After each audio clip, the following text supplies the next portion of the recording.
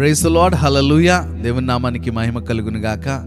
ఉదయకాల సమయంలో మన దేవుని స్తుతించడానికి, దేవుని గణపరచడానికి దేవుడు మనకిచ్చిన గొప్ప భాగ్యాన్ని బట్టి దేవుని నేను స్తుతిస్తా ఉన్నాను. మన శ్రేష్టమైన సమయంలోనికి మనం వచ్చి ఉన్నాం. ప్రియమైన దేవుని బిడ్డలారా, మరి గడిచిన దినము మనం చూసుకున్నాం కదా, గుడ్ ఫ్రైడే.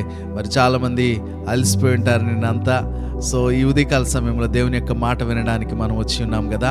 మరి దేవుని యొక్క మాట విందాం, అలాగే దేవుని స్తుతిద్దాం. మనం కలిసి స్తుతించే ముందు ప్రార్థన చేసుకొని ఆ దేవుని యొక్క సన్నిధిలో మనం అందరం కలిసి ఏక మనసుతో దేవుని కనపరుద్దాం. హల్లెలూయా. ప్రభా నీకు స్తోత్రాలు. నీ ప్రియబిడ్డలు ప్రభా నిన్ను ప్రేమించి నీ సన్నిధిలో నాయనా ఉదయకాల సమయంలో ప్రభా వారు కొనసాగడానికి మీరు ఇచ్చిన గొప్ప కృపను బట్టి వందనాలు తండ్రి. ప్రతి ఒక్క బిడ్డను మీరు బలపరచండి, దీవించండి, ఆశీర్వదించమని అడుగుతా ఉన్నా ప్రభా. నూతనమైన శక్తి చేత నింపండి, నూతనమైన బలము చేత నింపండి ప్రభా. అయా వారికి కావలసిన సమస్తాన్ని మీరు అనుగ్రహించమని అడుగుతా ఉన్నా ప్రభా. గొప్ప కార్యాలు జరిగించమని అడుగుతా ఉన్నా ప్రభా. అయా నీకు అసాధ్యమైంది ఏది లేదు ప్రభా. సమస్తమును సాధ్యపరచగలిగిన దేవుడు ప్రభా, కార్యములు నెరవేర్చే దేవుడు అని నమ్ముతూ మీకే మహిమ ఘనత ప్రభావములు చెల్లిస్తూ యేసుక్రీస్తు నామములో ఈ ప్రార్థన అడిగి వేడుకొంచున్నాము తండ్రి. ఆమేన్, ఆమేన్, ఆమేన్. ఓకే, మనకు తెలిసినటువంటి పాట దేవుని సన్నిధిలో పాడుతూ దేవుని గొప్ప చేద్దాం. అభిషేకం దిగుతుంది, అగ్ని జ్వాలలు వీస్తున్నాయి, శక్తి గాల మహాగాలి, జనములు లేవాలి, ఉజ్జీవం రావాలి, ఆత్మ మహాగాలి. అభిషేకం దిగుతుంది, అగ్ని జ్వాలలు వీస్తున్నాయి, శక్తి గాల మహాగాలి, జనములు లేవాలి, ఉజ్జీవం రావాలి, ఆత్మ మహాగాలి. వీస్తుంది వీస్తుంది ఆత్మ గాలి, వీస్తుంది అగ్ని సుడి గాలి, వీస్తుంది వీస్తుంది ఆత్మ గాలి, వీస్తుంది అగ్ని సుడి గాలి. చెప్తామా? వీస్తుంది వీస్తుంది ఆత్మ గాలి, వీస్తుంది అగ్ని సుడి గాలి, వీస్తుంది వీస్తుంది ఆత్మ గాలి, వీస్తుంది అగ్ని సుడి గాలి. అగ్ని నాలుకలు దిగుతున్నాయి, ఇక్కడ నూతన శక్తి పొందుచున్నది. అగ్ని నాలుకలు దిగుతున్నాయి, ఇక్కడ నూతన శక్తి పొందుచున్నది. అద్భుతం జరుగుచున్నది, దయ్యాలు పరిగెడుచున్నవి. అద్భుతం జరుగుచున్నది, దయ్యాలు పరిగెడుచున్నవి. వీస్తుంది వీస్తుంది ఆత్మ గాలి, వీస్తుంది అగ్ని సుడి గాలి, వీస్తుంది వీస్తుంది ఆత్మ గాలి, వీస్తుంది అగ్ని సుడి గాలి. ఏలియా శక్తి దిగుచున్నది, ఇక్కడ ఎలీషా శక్తి పెరుగుచున్నది. ఏలియా శక్తి దిగుచున్నది, ఇక్కడ ఎలీషా శక్తి పెరుగుచున్నది. రెట్టింపు శక్తి అది యేసుని శక్తి, రెట్టింపు శక్తి యేసుని శక్తి. ఇస్తుంది వీస్తుంది ఆత్మ గాలి, ఇస్తుంది అగ్ని సుడి గాలి, ఇస్తుంది వీస్తుంది ఆత్మ గాలి, ఇస్తుంది అగ్ని సుడి గాలి. ఎర్ర సముద్రము చీల్చాడే, ఇక్కడ జయధ్వని ఏకముగా వచ్చుచున్నది. ఎర్ర సముద్రము చీల్చాడే, ఇక్కడ జయధ్వని ఏకముగా వచ్చుచున్నది. ఆకాశం తెరవబడింది, వాక్యము ధ్వనిస్తున్నది. ఆమేన్. ఆకాశం తెరవబడింది, వాక్యము ధ్వనిస్తున్నది. వీస్తుంది వీస్తుంది ఆత్మ గాలి, నీ సుడి గాలి, వీస్తుంది వీస్తుంది ఆత్మ గాలి, వీస్తుంది అగ్ని సుడి గాలి, వీస్తుంది వీస్తుంది ఆత్మ గాలి, వీస్తుంది అగ్ని సుడి గాలి. ఆత్మ శక్తి వీస్తున్నది, ఎండిన ఎముకలు అన్నీ కలుగుచున్నవి. ఆత్మశక్తి వీస్తున్నది, ఇక్కడ ఎండిన కలుగుచున్నవి. ఉన్నత శక్తి అది అద్భుతం చేయుచున్నది. ఉన్నత శక్తి అది అద్భుతం చేయుచున్నది. ఇస్తుంది వీస్తుంది ఆత్మ గాలి, ఇస్తుంది అగ్ని సుడి గాలి. ఇస్తుంది వీస్తుంది ఆత్మ గాలి, ఇస్తుంది అగ్ని సుడి గాలి. అభిషేకం దిగుతుంది, అగ్ని జ్వాలలు ఇస్తున్నారు, శక్తి గల మహగాలి. జనములు లేవాలి, ఉజ్జీవం రావాలి, ఆత్మ మహగాలి. అభిషేకం దిగుతుంది, అగ్ని జ్వాలలు ఇస్తున్నారు, శక్తి గల మహగాలి. జనములు లేవాలి, ఉజ్జీవం రావాలి, ఆత్మ మహగాలి. వీస్తుంది ఆత్మ గాలి, ఇస్తుంది అగ్ని సుడి గాలి. ఇస్తుంది వీస్తుంది ఆత్మ గాలి, ఇస్తుంది అగ్ని సుడి గాలి. ఇస్తుంది వీస్తుంది ఆత్మ గాలి, ఇస్తుంది అగ్ని సుడి గాలి. ఇస్తుంది వీస్తుంది ఆత్మ గాలి, ఇస్తుంది అగ్ని సుడి గాలి. ఇస్తుంది వీస్తుంది ఆత్మ గాలి, ఇస్తుంది అగ్ని సుడి గాలి. హల్లెలూయా. దేవుని యొక్క సన్నిధి, దేవుని యొక్క శక్తి మన మీదకి బలమైన ఒక సన్నిధితో నింపబడతా ఉంది ఉదయకాల సమయంలో.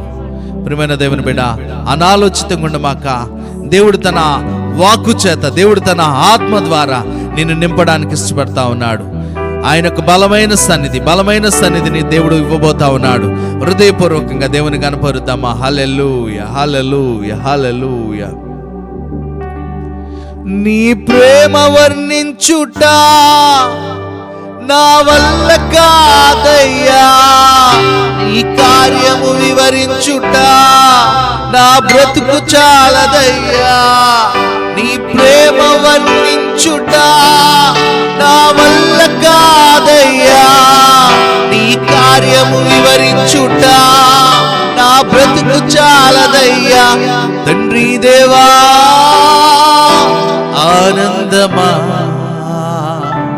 నీ వడిలో నాదు సుఖము. తండ్రి దేవా ఆనందమా, నీ వడిలో నాదు సుఖము. తండ్రి దేవా, తండ్రి దేవా నా సర్వం నీవయ్యా, నీవుంటే నాకు చాలు.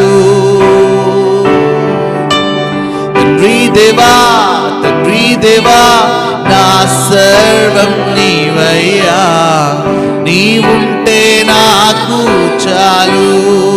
నా ప్రియుడా, నా ప్రాణమా నిన్నారాధించెదను.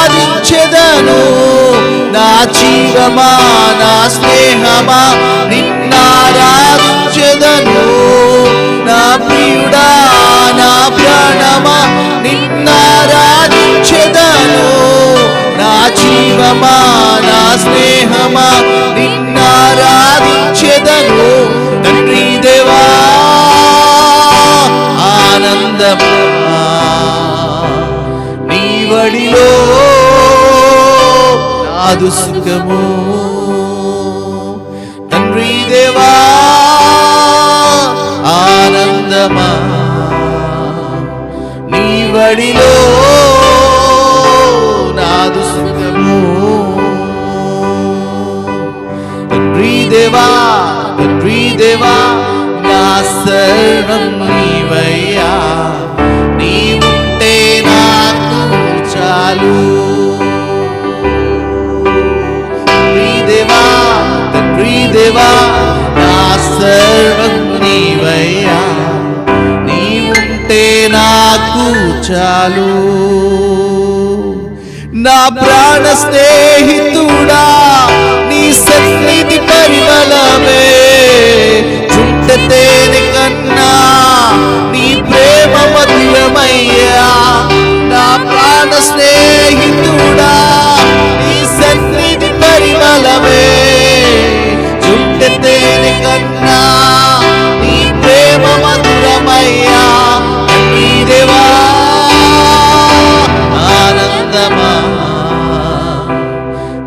వడిలో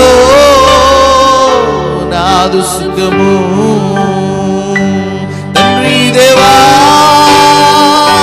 ఆనందమా నీ వడిలో నాదు సుఖము. తండ్రి దేవా నా సర్వం నీవయ్యా, నీవుంటే నాకు చాలు.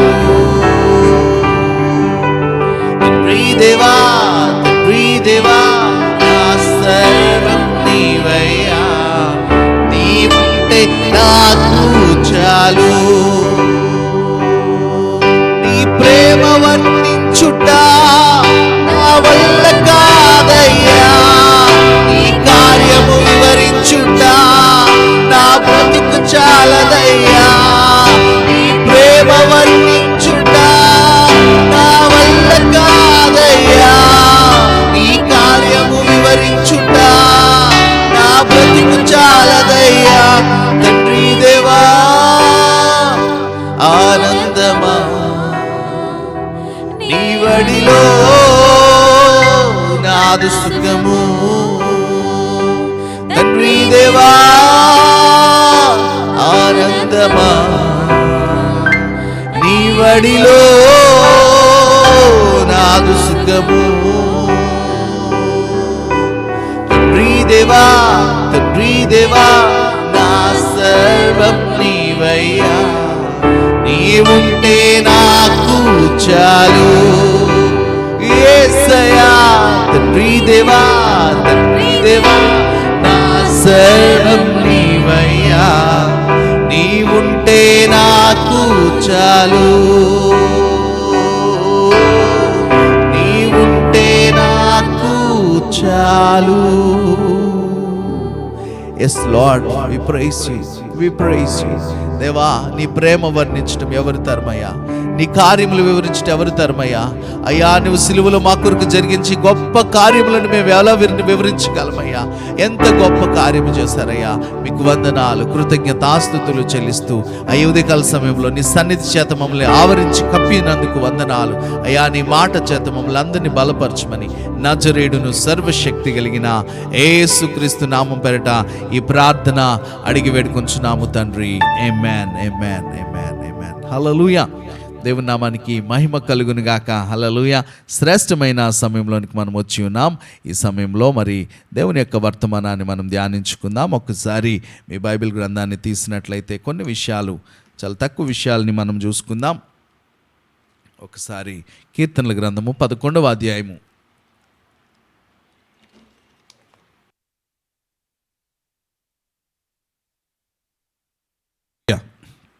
స్తోత్రం.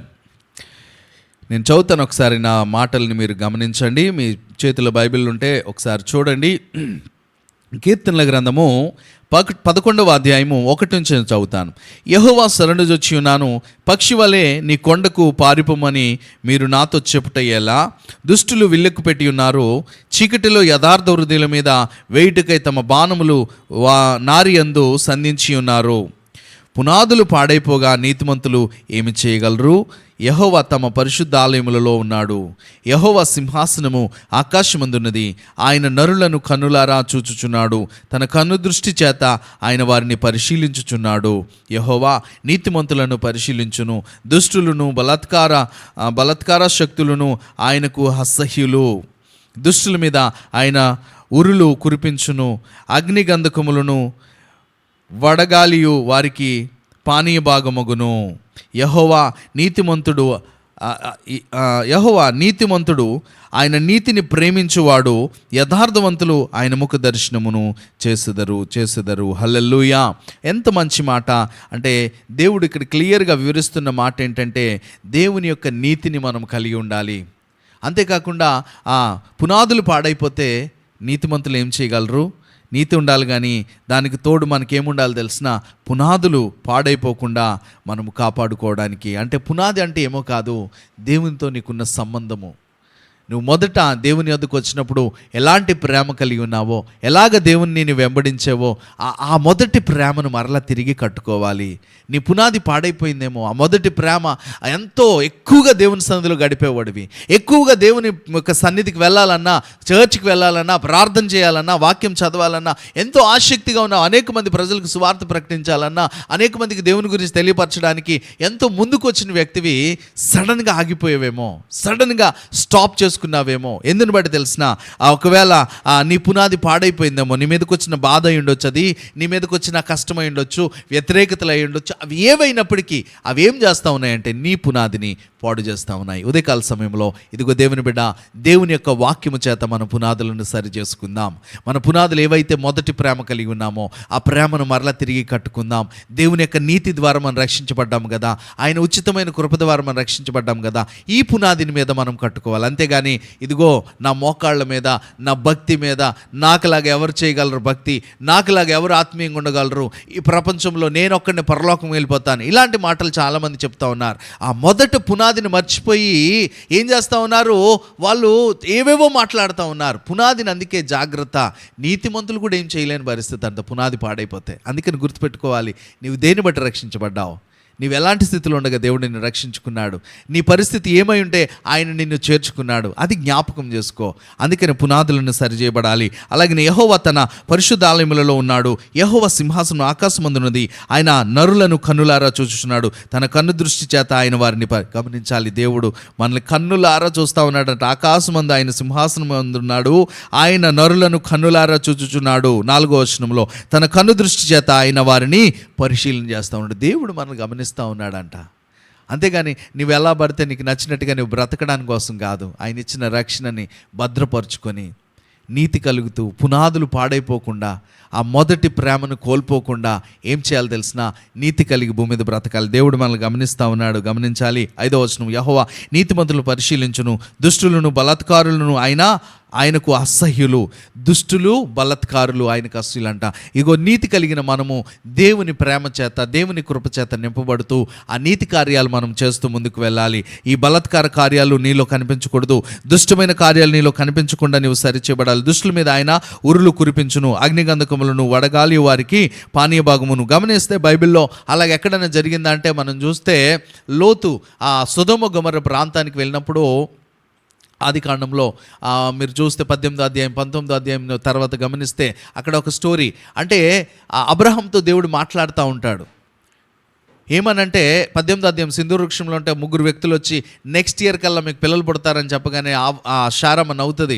నవ్వినప్పుడు వాళ్ళు అక్కడ మాట్లాడుతుండగా దేవుని సందులో నిలబడి ఉండగా ఆ 3 దూతలు ఆ సొదొమ గొమొర్రా వాళ్ళ వైపు వెళ్ళిపోతారు. 19వ అధ్యాయంలో వెళ్తూ ఉన్నప్పుడు వాళ్ళు అక్కడికి వెళ్తూ ఉంటే, ఏంటి ప్రభా అలా వెళ్తూ ఉన్నారు, ఏంటి సంగతి అని అడిగినప్పుడు అబ్రహాంతో దేవుడు చెప్తాడు, అయ్యా ఇదిగో వారి పాపం అధికమైపోయింది, సొదొమ గొమొర్రా చాలా పాపంతో నిండిపోయింది, దాన్ని నేను అగ్నిగంధకాలతో వేయబోతా ఉన్నాను. అంటే అబ్రహాము దేవుడు తన సన్నిధిలో ఏమంటాడు తెలిసిన, ప్రవ్వా 50 మంది నీతిమంతులు ఉంటే కాపాడుతావా ప్లీజ్ ప్రవ్వా అంటే, ఓ ఎస్ కాపాడుతాను అంటాడు. తర్వాత 40, 30 అలాగ బేరం ఆడుకుంటూ వస్తూ ఉంటాడు. 10 మందిని అలా మాట్లాడినప్పుడు ఇంకా దేవుడు వెళ్ళిపోతాడు. లేదు వాళ్ళని విడిపించడానికి నేను దేవదూతలను పంపించాను, నువ్వు ఊరుకో అని చెప్పి అబ్రహాంతో మాట్లాడడం. ఆ సంఘటన చాలా క్లియర్గా ఉంటుంది. దేవుడు మాట్లాడతాడు.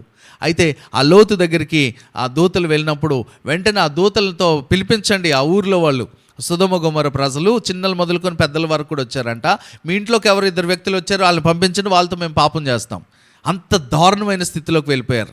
ఆ సొదొమ గొమొర్రా పరిస్థితి ఎంత దారుణం అంటే ఇంక దేవుడు గమనిస్తూ ఉన్నాడు. ఫైనల్గా ఏం చేస్తూ ఉన్నాడు తెలిసిన, అగ్నిగంధకములు వారి మీద కుమరించే పరిస్థితి.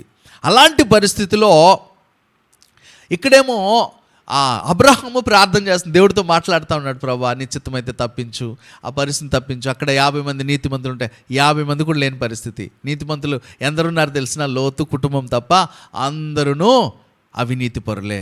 అందుకని గమనించాలి, పునాదులు పాడైపోతే నీతిమంతులు కూడా ఏం చేయలేరంట. అక్కడ పునాదులు ఏమైనాయి, ఆ సొదొమ గొమొర్రా యొక్క పునాదులు పాడైపోయినాయి. ఎంత దారుణంగా పాడైపోయినాయి అంటే చిన్నపిల్లలు వృద్ధులు మొదలుకొని ఆడ మగ తేడా లేకుండా ఎంతో విపరీతమైన పాపము. ఎవరో మీ ఇంటికి కొత్త వాళ్ళు వస్తే పంపించి వాళ్ళతో పాపం చేస్తామంటే గమనించండి ఎంత దారుణమైన స్థితికి వెళ్ళిపోయిందో ఆ ప్రాంతం. అంటే నీతిమంతులు ఏం చేయలేని పరిస్థితి, బాగు చేయలేని పరిస్థితి. అది ఏమైపోయింది? పునాదులు పాడైపోయినాయి. అసలు మనుషులు అలాంటి పరిస్థితులు, ఇప్పుడు మనుషులు చంపుకునే పరిస్థితి, మనుషులు కొట్టుకునే పరిస్థితి, ఇంత విపరీతమైన పరిస్థితి ఏమవుతుందంటే నీతి అనేది తగ్గిపోతూ ఉంది. పునాదులు పాడైపోయినాయి కాబట్టి అని అలాగనే ప్రవర్తిస్తూ ఉన్నారు ప్రజలు. పునాదిలోనికి వెళ్ళాలి. మనం మనుషులం కదా, మానవత్వం కలిగి ఉండాలి కదా. మనం దేవుని యొక్క స్వభావాన్ని దేవుడు మనకు ధరింపు చేశాడు కదా. మనం దేవుడిలాగా మనం ఈ భూమి మీద ఏలే స్థితిలోనికి వెళ్ళాలి కదా. ఈ స్వభావాన్ని కోల్పోయి ఏం చేస్తా ఉన్నారు తెలిసినా? మనుషులు చంపుకునే పరిస్థితి, మనుషులు ఇబ్బంది పెట్టుకునే పరిస్థితి. ఇదేమైతుందంటే పునాదులు పాడైపోతూ ఉన్నాయి. కాబట్టి నీతిమంతులు ఏం చేయలేని పరిస్థితి. కాబట్టి ఆ యొక్క గంధకాలు, అగ్ని గంధకాలు ఆ సొదొమ గొమొర్రా మీద పడడానికి గల కారణం ఏంటంటే ఒక్కరు కూడా లేరు నీతిమంతులు, లోతు కుటుంబం తప్ప. ఫైనల్గా ఈ లోతు కుటుంబాన్ని సేవ్ చేయడం కోసం ఆ దూతలు ఎంతో ప్రయత్నం చేస్తాయి. లాస్ట్కి వాళ్ళకి డోర్ కనిపించకుండా చేసేస్తాయి.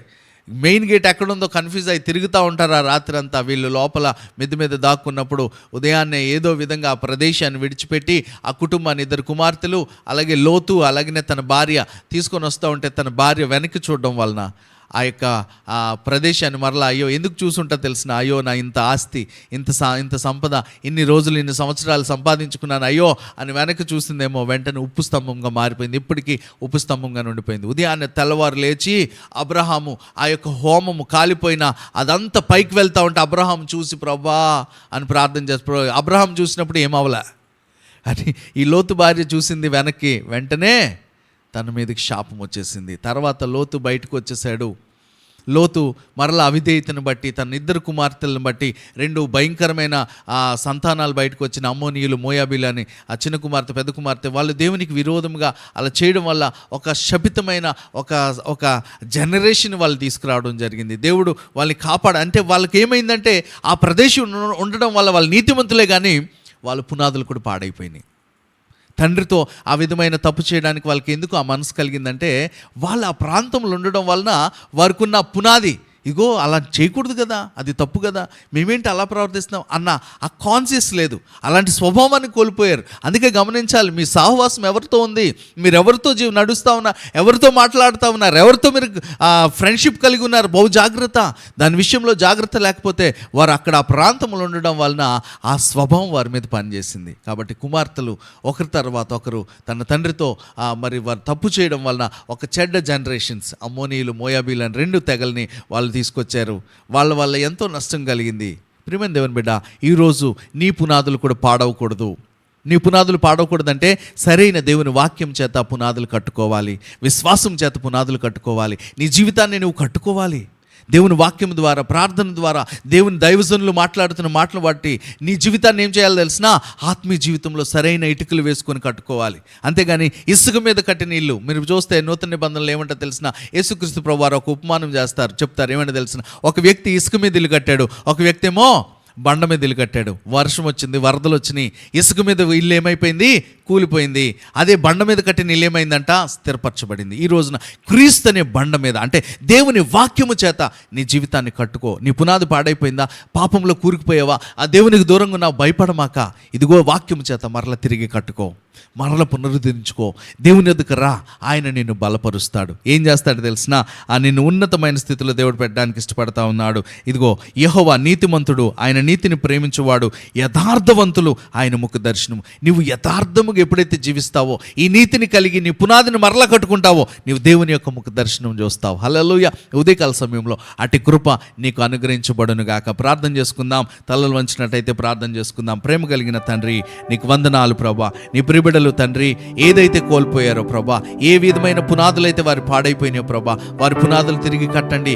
వాక్యము చేత అయ్యా, నీ కృప చేత అయ్యా వారి పునాదులు కట్టబడును గాక, వారి జీవితాలు కట్టబడును గాక ప్రభా. అయ్యా నాయన, ఎంతో ఘోరమైన స్థితికి వెళ్ళిపోయారేమో, ఘోరమైన స్థితికి వెళ్ళిపోయారేమో ప్రభా, పాప జీవితంలో కూరుకుపోయారేమో ప్రభా. అయ్యా వారిని నాయన అగ్నిగంధకాలకు అప్పగింపబడకుండా ప్రభా, వారి నాయన శాపగ్రస్తులుగా మార్చబడకుండా ప్రభా, నీ కృప ద్వారా వారి పునాదులు కట్టబడును గాకని ప్రకటిస్తాం. ఉదయకాల సమయంలో మీరు బలపరచండి. ఈ మాటలను బట్టి వారి జీవితాలను కట్టమని అయ్యా, ఒక ఉన్నతమైన స్థితిలో ప్రభా, నీ ముఖ దర్శనము చూడగలిగిన ఉన్నతమైన స్థితిని ఆ బిడ్డలకు దయచేయమని నజరేయుడును సర్వశక్తి కలిగిన యేసుక్రీస్తు నామముపేట ఈ ప్రార్థన అడిగి వేడుకొంచున్నాము తండ్రి.